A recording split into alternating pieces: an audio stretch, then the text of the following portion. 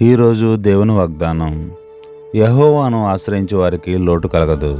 కీర్తనలు 34 అధ్యాయం 10 ప్రియమైన సహోదరి సహోదరులారా, మన జీవితంలో లోటు అనిపించే క్షణాలు చాలానే వస్తాయి.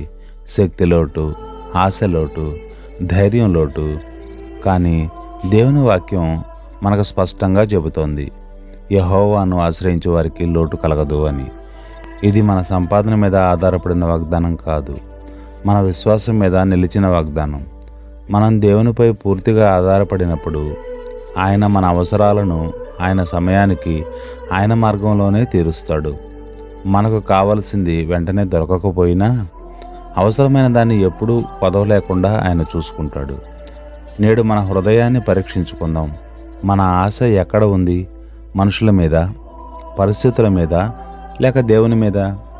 దేవునిని ఆశ్రయించే వారికి భయం స్థానంలో శాంతి, లోటు స్థానంలో సమృద్ధి వస్తుంది.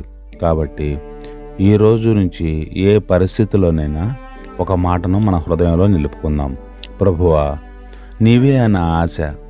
అప్పుడు నిజంగా మన జీవితంలో ఏ లోటు ఉండదు. ఆమెన్.